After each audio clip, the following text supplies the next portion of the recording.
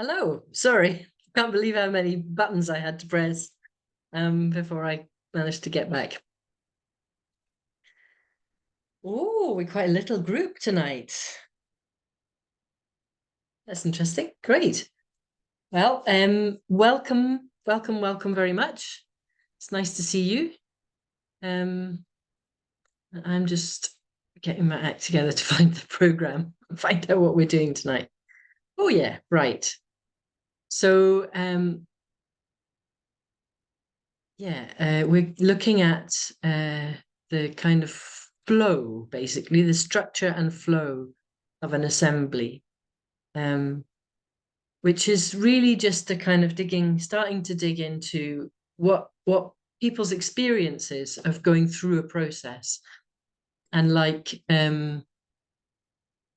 the kind of components that you might want to see in an assembly and the different ways in which they may come in that make it a kind of comprehensible and satisfying process as well as a productive one. So we'll dig into that throughout this session. And then just a reminder that this is the last session before we have 2 weeks of holiday. So we're back on some other date, which I will find in a minute. But for the next 5 or 6 sessions after that, before we close. Yeah, so just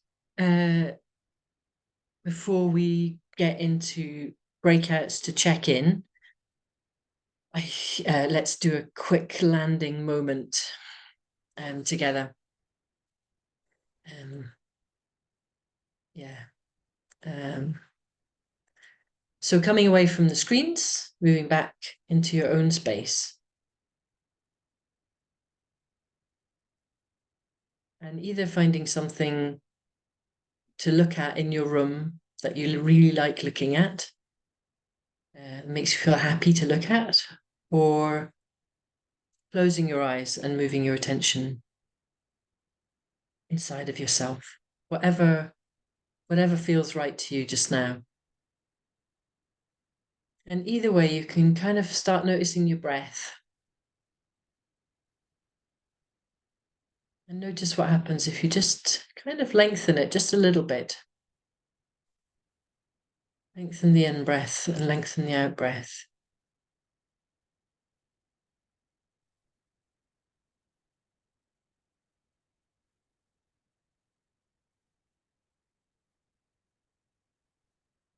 Just see as you land in your own space, which may be the first moment of it you've had all day, or you might have had a lot of your own space. Just noticing how you're feeling, and particularly how your body's feeling.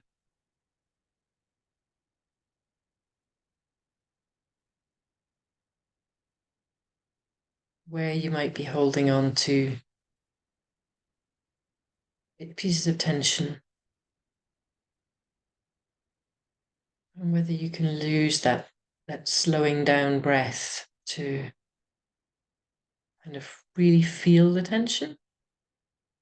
You feel what it feels like, and then give it permission to go if it's willing.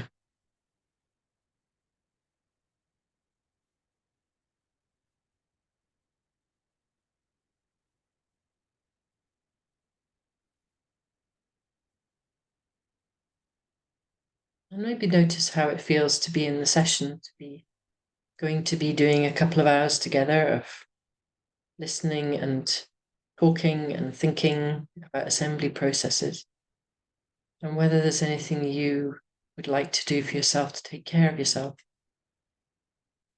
You might want to move just a little bit back from the screen.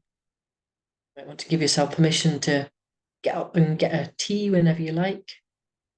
You're welcome to switch your picture off if that helps you, though it's always lovely to see faces.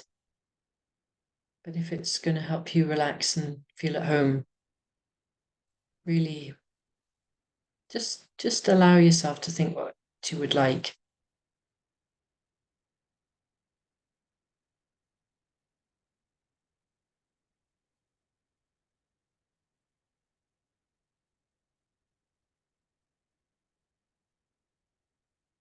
Amazing how much we can wait to be given permission,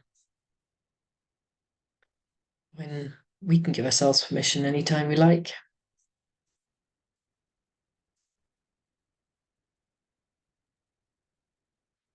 So using that breath again to kind of come back into the present moment and feel yourself sitting on your chair, wherever you're sitting, knowing that you're in a session with all the rest of us, and in your own time, coming back into connection in any way you like with this session.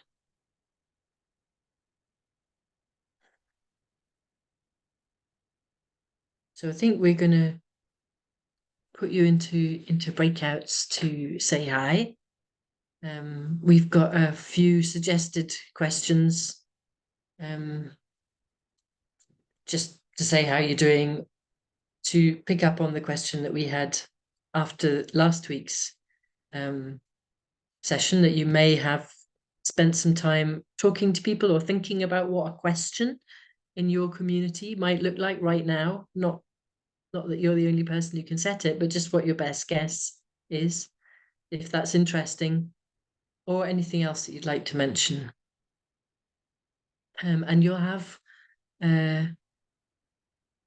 20 minutes total, but probably 15 minutes-ish with the various bits of faff that happen, and in groups of 4. So that will give you roughly how many minutes each? 6 minutes or so each. More like 4. So, more like 4. Good. I always, it's much better to get Justin to do the adding up. It's not my thing. Okay. Right. Have a nice time.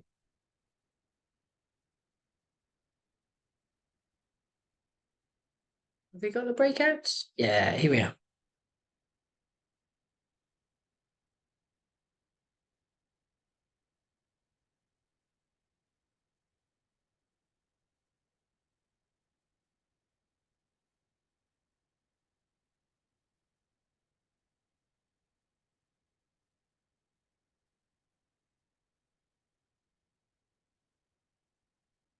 Chrissy, just checking if you're electing not to participate in this bit, you're super welcome just to sit there, or you can join in with our check-in.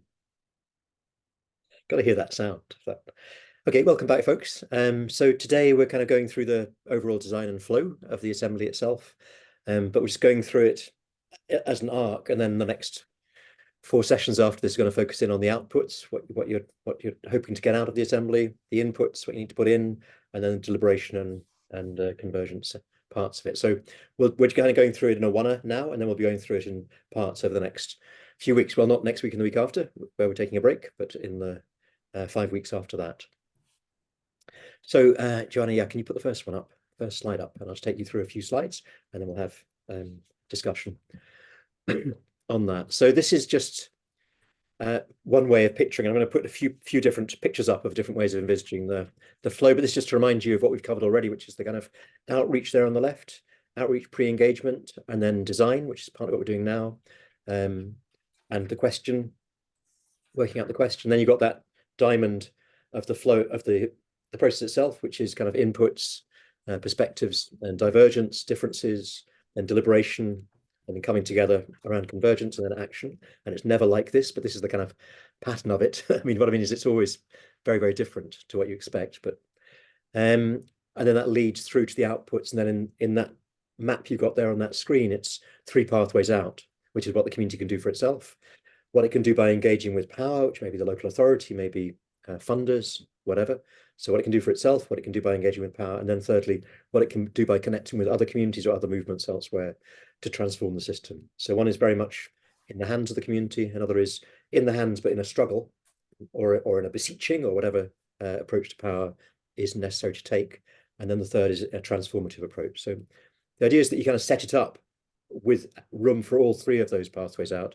And of course, the fourth pathway, or maybe it's the first one, is actually just about empowerment. People realizing, us all realizing that we can give ourselves permission to take a break, as Eva did earlier on in this session, where I actually breathed for the first time today, probably. And we can also give ourselves permission to take action and change the world in a friendly and helpful way with others, whatever the struggle. So we can go to the next slide, because the next slide kind of takes us back over what we were looking at last week. And it's just really to say that there are different kinds of community assembly, or there are different aspects to a community assembly. So this is relating back to the Heart Talk Porty distributed assembly we looked at last week, and to the Tory assembly in particular. So they can be radically different assemblies, but they normally combine these three different aspects. So the first one is one where you're making sure that people have the conversations they need to have, and they can act on that, on what concerns them. So you could call that a distributed assembly, as we had with the Heart Talk Porty, where we came together, generated the conversations we want. People went off and had 14 different conversations, some of which were very strongly acted on, and others are slower burns. We were talking with folk in Humanity Project on Monday, and they were saying that the way they're doing it is to do with kind of prioritizing what are the three issues that matter most to people, and then people going at the end to different corners of the room where they would pick up on the one of those three issues that mattered to them and run with that. So open space, which we'll be coming back to in the next couple of weeks, is something you're probably familiar with, but is a way of enabling people to have the conversations that they want to have, what they feel most passionately about, which of course picks up very strongly on the Transition Town movement and the whole approach of making sure that you're going with people's enthusiasm, that that's the strongest thing to move with, rather than moving with what they feel they should do or we should do. The second one, which is the second aspect, which is the kind of core aspect really, is the deliberative approach, which is, if we disagree, then we need to deeply listen and hold tensions so we can learn from our disagreements and arrive at a better way forward. So the first distributed approach is kind of like, what are you interested in? What matters to you? The second one is like, why? Why are these problems happening? Why, what's going on here? Why is the world the way it is, and how do we need to change that? So this is the process we're going to be looking at over the next few weeks, which is deliberation and convergence. So allowing people to be sharply different in their views, deliberate, be in dialogue, build relationship with each other, but also allow for very strong differences, but allow for deep listening, so that you can then converge in understanding why other people see things differently, and arrive at a shared understanding and collective action.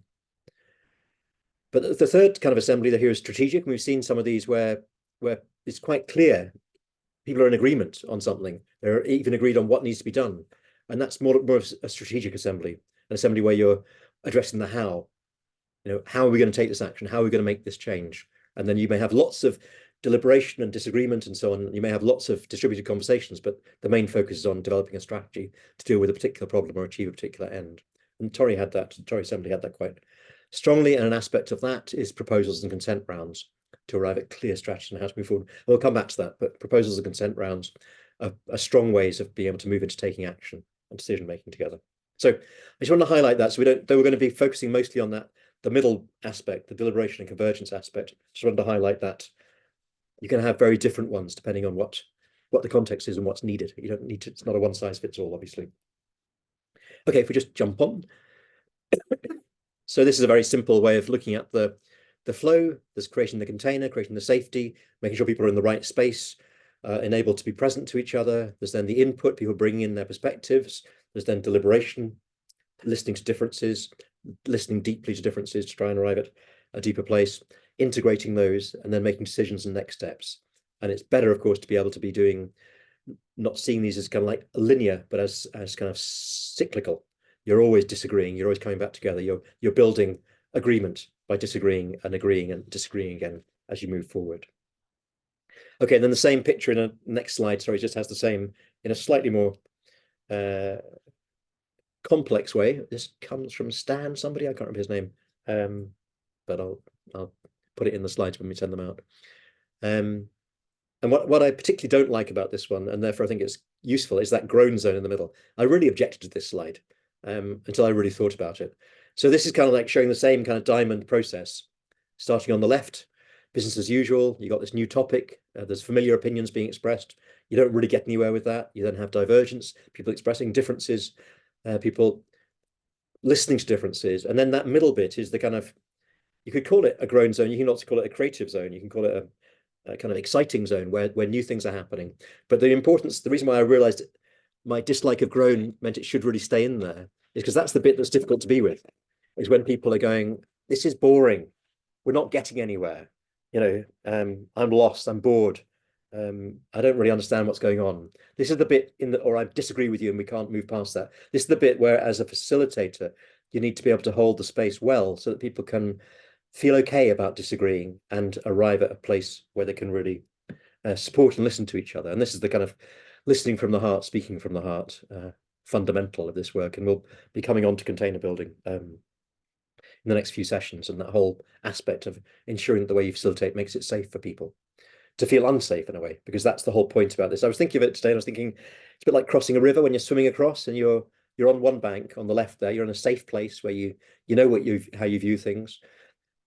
When you're crossing this river, this groan zone or this exciting zone where you don't actually know the answer, to arrive at somewhere new, to converge on an agreement, on an action plan, on a way forward, that middle bit, inevitably, you're letting go of one side of the river to be able to swim across to the other side. So you have to let go of what you're used to. You have to move through the unknown and the uncertain, and listening to people you disagree with, or people that may excite you and whatever, but you're having to go through a period that can be uncomfortable as well as being exciting. And that middle bit, it could be called grown and exciting zone, but I think grown zone probably challenges me more. So as you move through that, there's then the convergence.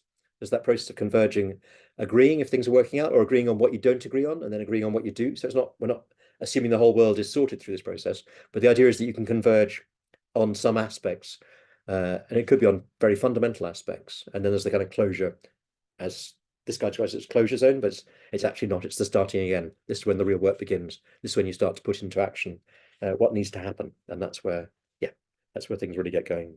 So again, just one more slide which shows the same thing again, because so this is kind of like the input. You're getting new information at the start, and that can be information from experts putting in information on particular subjects. It can be information from fellow community members on what matters to them and on their view on things, and different views, which should be shaking you up somewhat. There's then shared listening, speaking, thinking, and then there's divergence, or it can be the other way around. There can be divergence come sooner. Those two are not, it's not linear. You need to have deliberation, you need to have a divergence, you need to have that deepening through difference happening, which is so that divergence has the grown zone in it, but it also has that exciting aspect of hearing ideas that are new, and then converging, bringing those together, and then decision making, forming proposals, and next steps. So as you may have noticed, I'm just simply going through the same process again and again and again to convey this basics, because this is the basics that we'll be exploring in much greater detail and depth over the next few weeks. But this is kind of the overall flow. And if you remember from last week, when I was looking at the Scotland's Climate Citizens Assembly, there was that kind of tension between inquiry and advocacy. So there's inquiry where you're building relationship with somebody, you're learning where they stand, you're expressing where you stand, people are interested in each other. There's inquiring and being curious. And then there's advocacy, where you are needing to express a point of view that differs. And it's that kind of relationship between inquiry and advocacy which can be seen as a core part of that deliberation divergence process. Okay, have to have a few more minutes, Eva. Where are we at? If you want. Okay, so so apologies again. I've just been going through and through this. So if we go to the next slide, which again does the same job. So this is about creating a space where people are deeply listening to each other and can hold the tension between different perspectives. And normally we are amongst people who share the same perspective. Or we think we are in a way. And so we're saying things without being questioned or challenged. But you're trying to create a space here where people can have very strong differences and therefore be able to develop a better way forward. And what we'll be looking at the next session after this one will be the inputs, just how crucial the inputs are in terms of what, who you're asking to speak, who you're asking to provide advice, thoughts, experience in, who you're asking from the community, who you're asking from outside of the community. And it's useful to relate those to the 4 pathways out.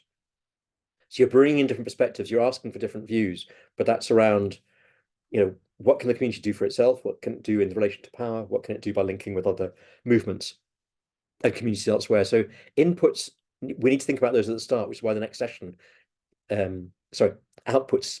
I used the wrong word there, folks. My apologies. Outputs, I meant to say there. Where I said input, cross that out and put output. You need to think about the outputs from the start. You need to think about what's happening after the assembly right from the start. You need to think about the pathways out, what the community can do for itself, what it can do through interacting with power, what it can do through relating to other communities and other movements and so on. So the outputs need to be in your mind from the start, which is why the next session we'll be looking at outputs before we go on to inputs, because then that affects, well, what inputs do you need? What do you need to be bringing into the assembly? And in that, you need to be making sure that if you're bringing in outside speakers, then they need to be speaking in a way that is really accessible, but is not dumbed down, that uses examples and stories which everybody can understand and listen to. We can all make sense of stories in a way that we can't necessarily make sense of these bleeding bullet points I've got on the screen here. So that's the first stage, and the second stage, that kind of groan zone, that kind of being inspired or disagreeing, being excited or bored. The whole point about that is that listening deeply to difference. And the culture building aspect is absolutely crucial. The culture building that you do as a facilitation team can enable people to feel safe enough to speak and listen and think. And then thirdly, that convergence integration, synthesizing, forming proposals, bringing conversations together. And one key part here is following what people are enthusiastic about, not just what would have an impact or what's important, but actually what people are enthusiastic about is what will really happen. And so at the Tory Assembly in Aberdeen, people were really enthusiastic about various things, but including the retrofit project, which has then been what people have been putting their energy into since, has been, okay, how do we make these homes warm? How do we make these homes affordable? How do you make people's lives healthier? And so that was, people were very enthusiastic, and that emerged in the process.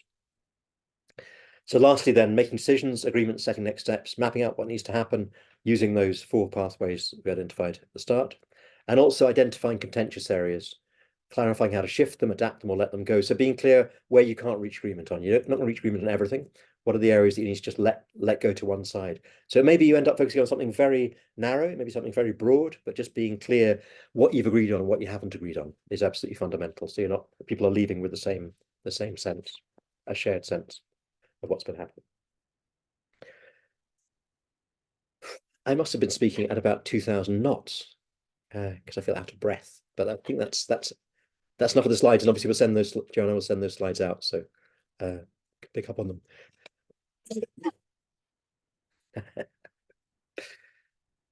Eva, back to you. Well, really just to throw the floor open and say we're going to take a break in 10-15 minutes, but if there's questions you have or thoughts, suggestions, or anything else, now's a good time for them.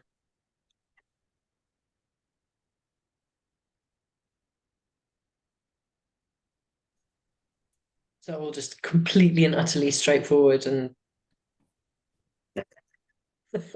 JC.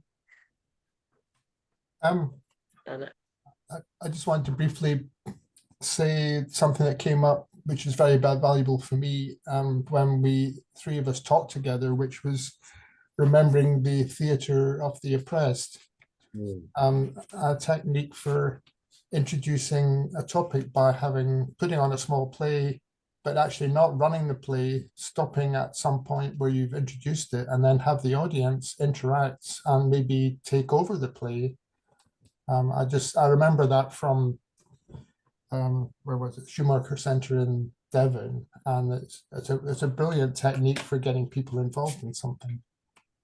That's really. I was at one of those theatre of the press processes last week in Leith, which was really excellent, absolutely. And Gavin Crichton has used that in some of the work we've done, and it's been incredibly effective and surprisingly effective. And even when we've taken it, Eva took a piece of it and used it. So somebody who doesn't have any expertise in that area could use it and could use it really well, getting people to also embody what it is that they feel like they're up against as well. There are various ways of doing it. The one that you've described there, JC, which is, people take over the theatre and replay it in a certain way. And the one last week was about GP, NHS provision and GP surgeries and how you're welcomed and so on. And people then would move forward and change the scene. And it was really, really interesting and really useful. But you can also do it in many other ways. So yeah, that's a really important point, is using other forms within this is really, really crucial. Yeah. Yeah, I just wanted to say to echo that, because I've just spent the day today being a kind of support facilitator in a training where they're they're looking at facilitating, really not doing any of the kind of straight stuff that we've been talking about, but using imaginative, playful techniques to get people to engage in kind of ways that surprise them. And I think there's really a place for that. I think that we have tended, so me and Justin and the people that we've been working with have tended to come from a kind of like, we want to do democracy. We think we know what democracy looks like, and we don't think it's good the way it is, but our version of democracy still looks quite like it. There's a lot of people in a room talking and thinking a lot. And I think it's really good. I'm really grateful that you brought that in, and I think it's really good for us all to think together. It's, for me, it's one of the kind of like leading edges of how we bring more creativity, more body, more humor and surprisingness into these processes to kind of shake us out of our business as usual. But also have them feel like, oh, that was really thorough. We managed to think that through really thoroughly, or we managed to feel that through really thoroughly together. So yeah, super interested in how we do more of that, and not by any means with all the answers. Anna Maria. So two things, well, three. First one, the example that was just presented is where? That was really interesting. The example? About the GP and the NHS play. Where was this? That's for you, JC. Thanks. Oh, well, the Theatre of the Oppressed, I was participated in at Schumacher College in Devon. Devon. But I think Eva was talking about something else. I was mentioning Yeah, one. I could send you the I link. understood. Yes, please. Yeah, Thank sure. you. Just so I can read up more. Thank you. Now regarding yeah, what I was gonna ask. Oh, it's so interesting. No, I'll just keep that. So what I was gonna ask before is regarding NVDA and how can that be weaved in like, and maybe I missed that information, maybe you guys mentioned it, but because to start an assembly with an actual like training on nonviolence direct action, or well, or communication rather, nonviolent communication, could be quite helpful, no? So nonviolent communication. Yeah. Very different to non-violent direct action. Which, that's not what I meant. I do have NVDA in my head all the time. Could be a good way to start. And we did, when we were doing the thing in Torry, we did actually do a bit of direct action with people, because there was suddenly this ship coming into their harbour that had been imposed on them that they weren't expecting and didn't want, and we all went up there and made a video and said how we didn't like it. So it's also possible to do as part of an assembly. Yes, I mean, I was thinking when Justin was talking that a lot of the stuff, a lot of the way to prime people for stuff that they're not used to is to talk about it up front.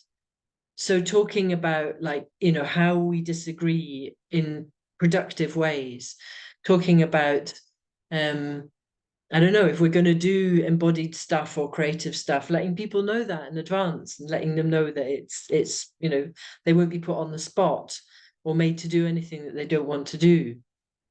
So I think some of the I think front loading skills and letting people know the kind of thing that they can expect is quite useful, and obviously doing that in a way where it doesn't lead to you talking too much at the beginning and doesn't lead to people feeling like they're having the law laid down for them, but actually you're trying to open people's minds up to a range of possibilities, like, democracy doesn't have to look how we thought it looked. I think is really good, and that may include teaching skills, and that could include something like non-violent communication. I am aware that there, I have got a lot out of non-violent communication. And I think there are some principles in there that are really, really useful.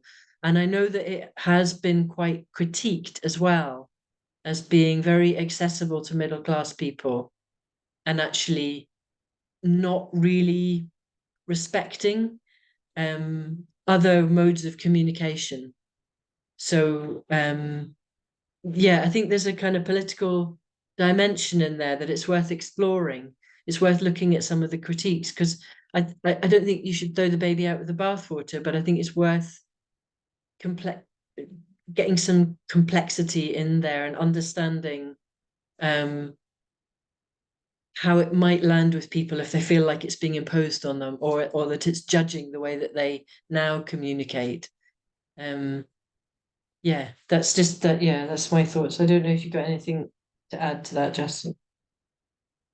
No? Okay, David.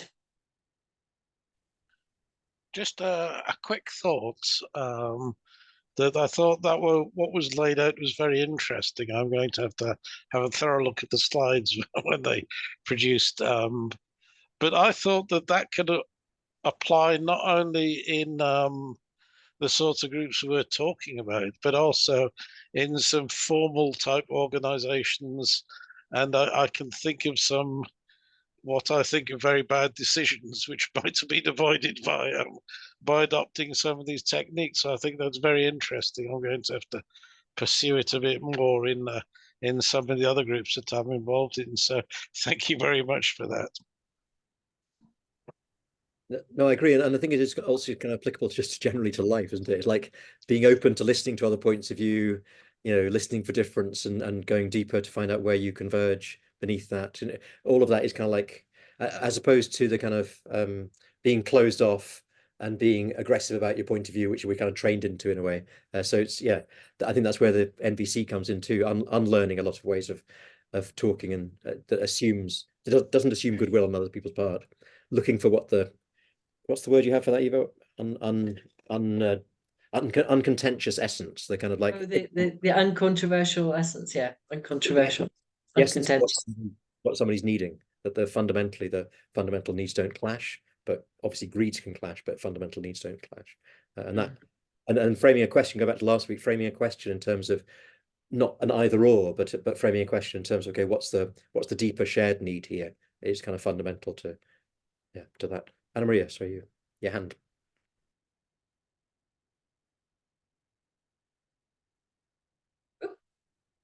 From the beginning of the course, I've been feeling that it's like I'm reading a book. I'm in an audiobook where I can participate. It's right, it's really enlightening. I was gonna ask this notion of deprogramming, because deep down, like what I hear is deprogram.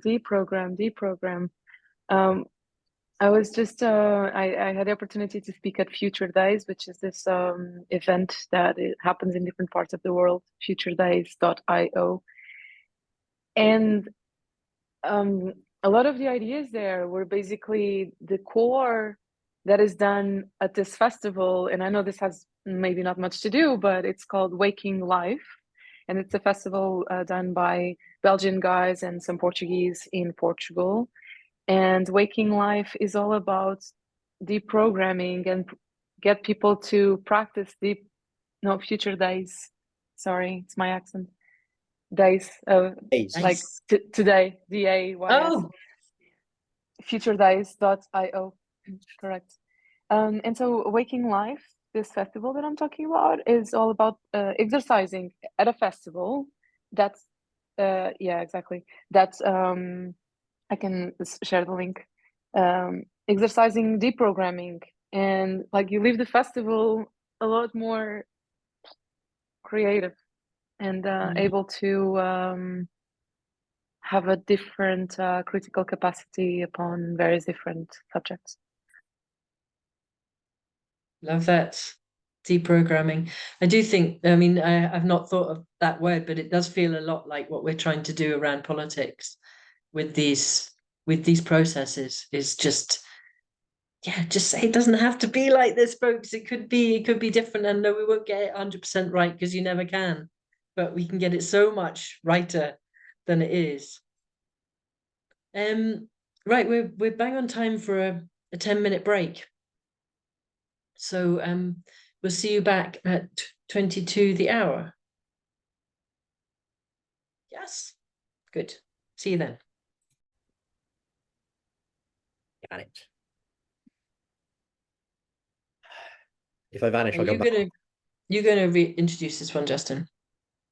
I was thinking not, but yes, you're saying yes. Okay.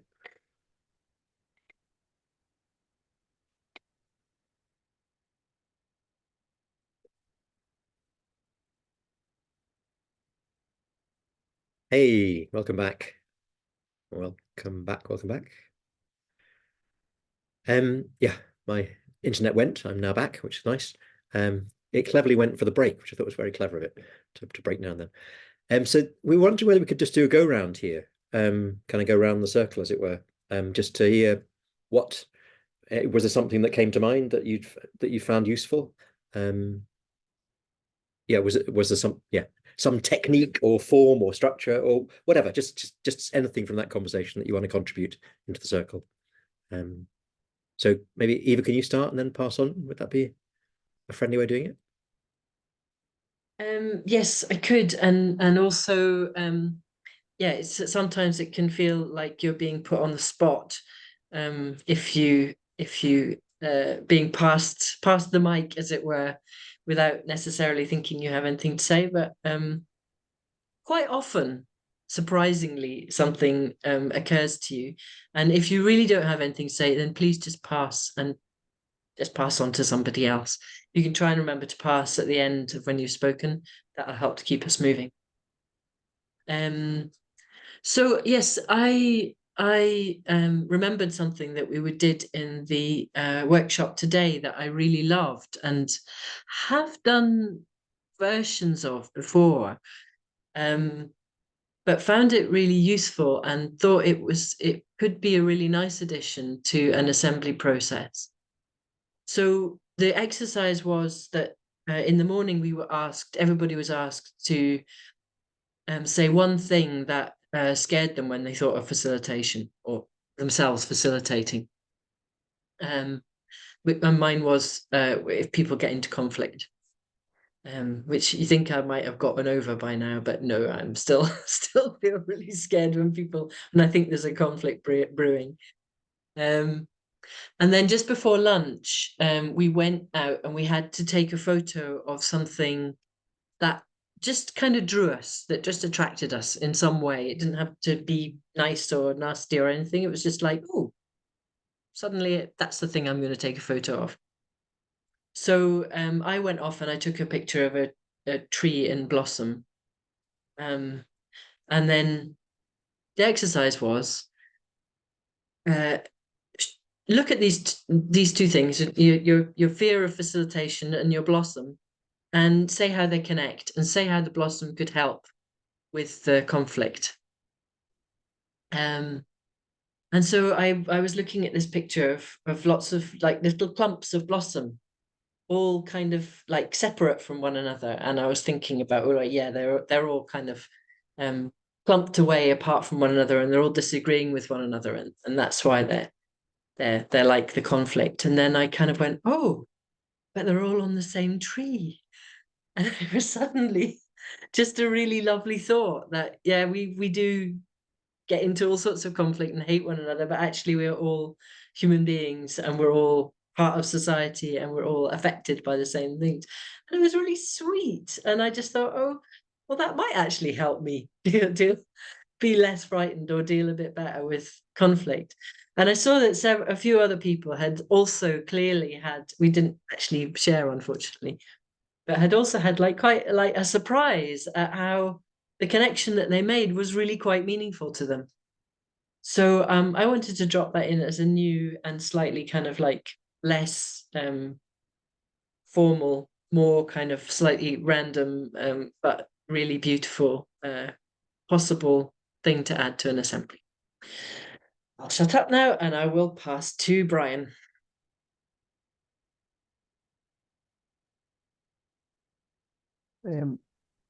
Well, I remember an event in a course in Barcelona some time ago, and it kind of, at the time, I thought these kind of events were a wee bit silly. Like we had to pretend we were a bus, so it's a group of about 10 of us, and we had to be part of a bus. I ended up being the bumper at the back because I was the older member of the group, and they were much younger, and I was being the protective parent, if you like, that type of thing. But what I felt was really good about it, although I personally found it apprehensive at the time, I'm less apprehensive about these things now, but also the ideas and the fun and the connections that came out of that were so valuable for later parts of the course. And we also mentioned like some of these other things, like you say, there's suddenly these ideas come out just because you're not in your normal place or zone. So these nuggets, golden nuggets, if you like, just come out. So they're well worth doing. Although people might find, and I would be aware that the circles I'm in, a lot of people might find it very intimidating to try and break out of their normal mode. I'll pass on to Anna Maria. Oh, sorry, Anna. As you were eating.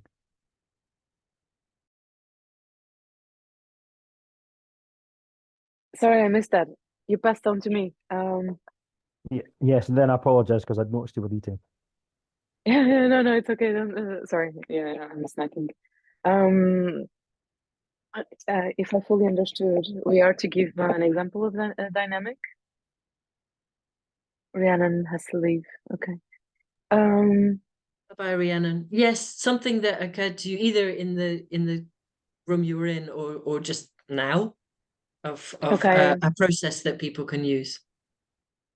Okay, so in the room, like it was so rich. I'll speak about a couple. Like one time, like in for the input, for example, we talked about the importance of maybe having people in smaller groups instead of like going straight forward to like speak at a big group. It can be quite hard for someone who's more introvert, which is something that often happens, for example, at an XR meeting, like we're all of us. And that can be daunting for people who are not comfortable with speaking in a big group. As a specific dynamic, we talked about something like really casual and unstructured, sorry, where people voice their immediate like issue for them right now, and then if possible, you split the room into different groups, and different groups, different issues, and people talk about those issues, like the ones they have more or less in common, or do like a World Cafe sort of like rotation. And in each table, there's like a paper to take notes. And another one, for example, that I mentioned was regarding was more for empathy and to get people to stop and open their ears, and I would say open their hearts, which is like people already had some sort of like interaction, maybe beforehand, maybe they already had an NVC short training, and then you get people to find the ones, like imagine you're like 50 people in a room, and you get people to find the ones they haven't had any contact with. They haven't smiled. An example, Nora, was that for me? I don't know. Oh, sorry, that was to Matt. Sorry, that was just Okay, responsive. okay. It's okay. Since I'm not on the computer, it's more confusing. So find the ones that you haven't had any contact with. So find people that you didn't exchange looks with, or like a smile, nothing. So you're gonna find the ones that you haven't really been drawn to in any way, and you need to find each other. And it can be a bit messy, but people eventually find each other, and they have to ideally hold hands and just not say a word and just look into each other's eyes for a minute or so. I've done this recently, and this was good. Like speechless, like no words. It's just movements and holding, so touch.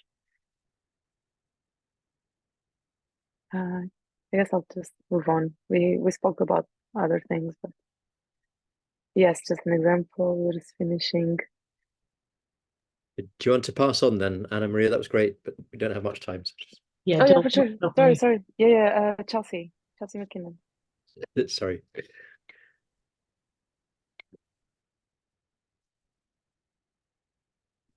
Sorry, did you want to go, Pam? No, I was just answering Anna. It's all good. You go, Chelsea.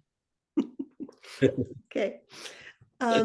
Let's see. I guess I have been thinking about the theater press for some time now, and how it just makes so much sense with this work when we started doing these workshops. So I've been thinking about how to work it in there.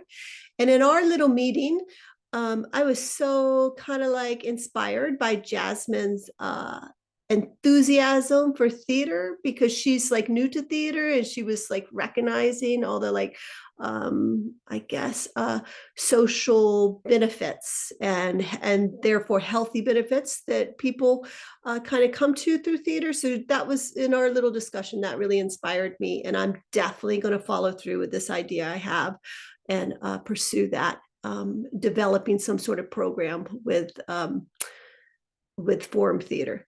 And I'll pass to Pam. Thank you, Chelsea. One of these days we'll end up in a breakout room together. That would be good. We know each other from another connection. Yeah,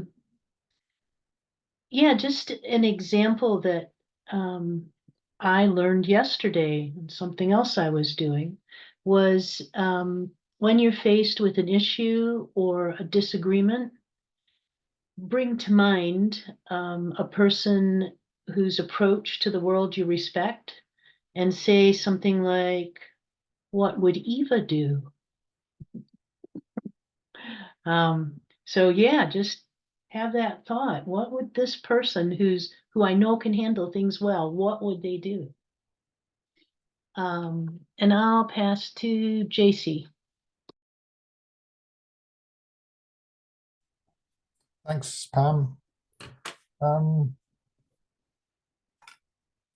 Our group started talking about the theatre idea from Chelsea and Brian being part of a bus. And I brought up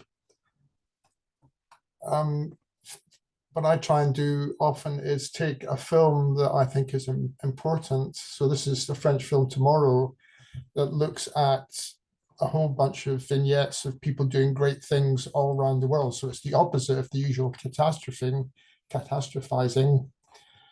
So I find if I chop out bits of a video that's got something important to say, or a TED talk, and show that to people on a Zoom session, or even using a digital projector, maybe a really short video that lasts just a few minutes, then that maybe sets people off on exploring ideas without having to impose upon them a view that maybe I want us to talk about whatever, climate change or something, but showing a bit of a video is a third party, and it gives people a chance to think and then discuss.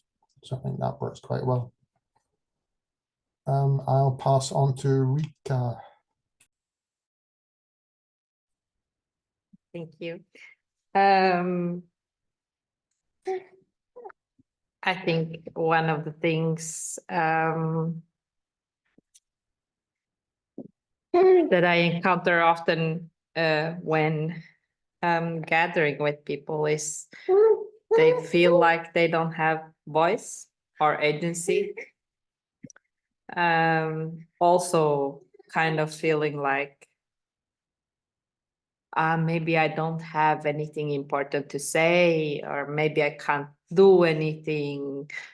Maybe I don't have power. And well, there's the roots are so deep that it's not easy to in a one gathering fix everything. But I think one thing that we need, whether it's in a gathering or whether it's in our life, is time to speak, time to be heard, and time to listen. because usually the ones who are more loud or more extrovert or feel like they have more to say or more right to say, more right to talk, and then the ones who are more shy or more quiet or more introverts or more whatever reason don't feel like they can get their message through, don't have time. So usually creating spaces where everybody speaks works really well, but then need to be cautious with if someone is not comfortable with speaking in a group, either dividing in smaller teams or even one-on-one, because one-on-one creates completely different connection and completely different conversations. I think that's the main thing, meeting another person. Yeah, I'll pass on Neil.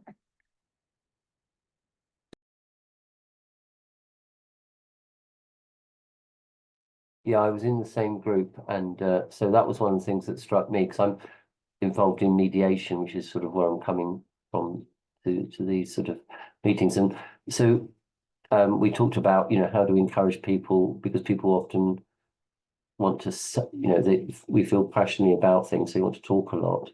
How do you encourage people to listen as well? So, I mean, one of the things in mediation, or when I've been doing training in mediation, is think of the Simone circle, whereby, and you can do a larger or smaller circle depending, and you can have number, and that's where you have a few seats where you have people sitting in those seats and discussing something, and then people can stand behind the different chairs if they're interested in that conversation. So they can't speak if they're not sitting in a chair, and they just listen. And then when people are finished speaking, then people leave the chairs, and then someone else can then sit down. And that's quite an interesting technique. I'm assuming, because it's called Simone Circle, it sort of comes from the South Seas and Ireland and that. But I think that's I think something that's helpful. I'll pass over to, sorry, David.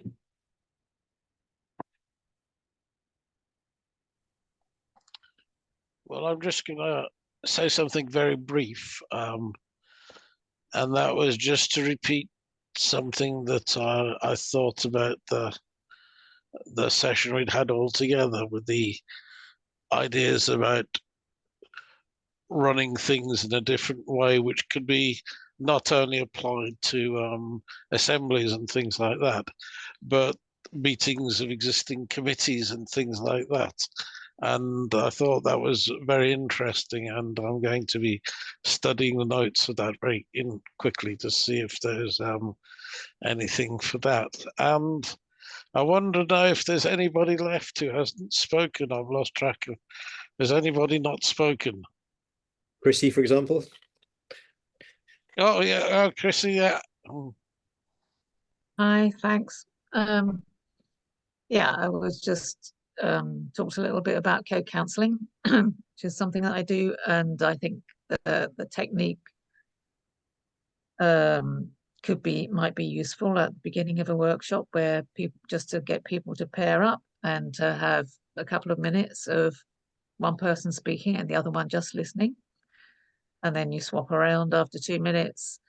And there's various ground rules, like you don't refer to what the other person has said, so that you give your full attention to just listening. Then when it's your turn, you speak, or whatever you want to talk about yourself or what you're feeling, la la la.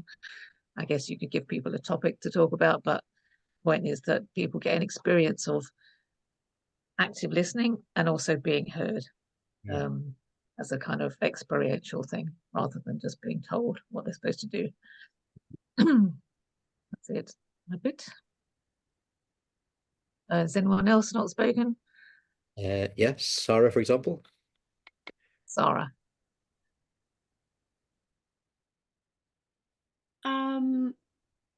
Yeah, the kind of element of theatre was part of our discussion, and I like this sort of sense of doing something that's a little bit more embodied. Maybe if there's a break or if you're moving between topics, just to wrap something up, maybe wrap up a discussion between a group, is asking people, and this is like a technique from Augusto Boal's sort of Theatre of the Oppressed and the sort of games for actors, and it's around body sculpting. So you could in some way sort of maybe represent a thought or an agreed sort of outcome. So maybe you want to represent that marginalized voices or systematically marginalized voices are included in conversation. You might ask the group to, instead of explain how that would look like, what the outcome would be in words, you would ask them to maybe represent it with their bodies in some way. And that could help with people who mightn't feel that they would like to share verbally. It might help to sort of think more clearly about what it might feel like to be a person that's marginalized for whatever reason, be it disability, be it, you know, exclusion, things like that. So using the body to maybe wrap up a session so that we're not so much kind of caught in our words or caught around a table and a flip chart. And Stephen hasn't gone yet. And Justin. Right. I'm one of those people that finds it very uncomfortable speaking in large groups. So this has been an agonizing wait and my heart is pounding away. But anyway, here I am. And while I was waiting to talk, I definitely recognize that speaking in smaller groups is much easier. But an idea that came to my mind, I think they're called transect walks, where, for example, you can have a map, or somebody has a map, or you can make a map as you go along, and then you walk around your local area or your village or the area, and you can just start to have conversations, and you can be sparked by things that you wouldn't normally think about if you're just sitting down in a hall or something like that. That's me. Who's next? Justin? Yeah, I can go next. Wow, I'm sorry, I'm writing these down because I know we're recording it, but I find words on paper really helpful. This is how I think, so I'm tapping away. It's really brilliant, and that was lovely, Stephen. Thank you. That's a great idea. Me, oof, I don't know. I find the pause at the start of these, when Eva did that pause bit at the beginning, bit of silence and stopping and being in my body and all that, I found that incredibly helpful. I always find that really helpful. So there's something I like, that co-counseling, the speaking to another person, and the sharing of time equally. I find that really helpful for somebody like me who speaks a lot. I find it so helpful to have clear shared time, so I don't speak so much, but also I feel I got permission to speak because I'm allowed to speak for that bit because everybody else is going to speak as well. So it's a funny one. It really gives permission for extroverts to speak appropriately rather than to damp down or whatever. So I've said two things. I've said too much. There we go. I did just what I said. Can I pass on to Jasmine? Not, but who else was? Evie, were you? Evie, can I pass to you? Thank you, Justin. I mean, I am so lost. In our group, it was really nice. I got JC to explain this Theatre of the Absurd. Sounds good.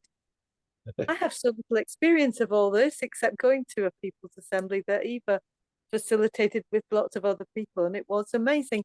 I'm thinking of that book, From What Is to What If, by Hopkins or something, and something more kind of, not more positive, but where you're going, you know, I woke up this morning and the biggest miracle I'd ever wanted had happened, and this is how it all was, and how it felt or how it smelled.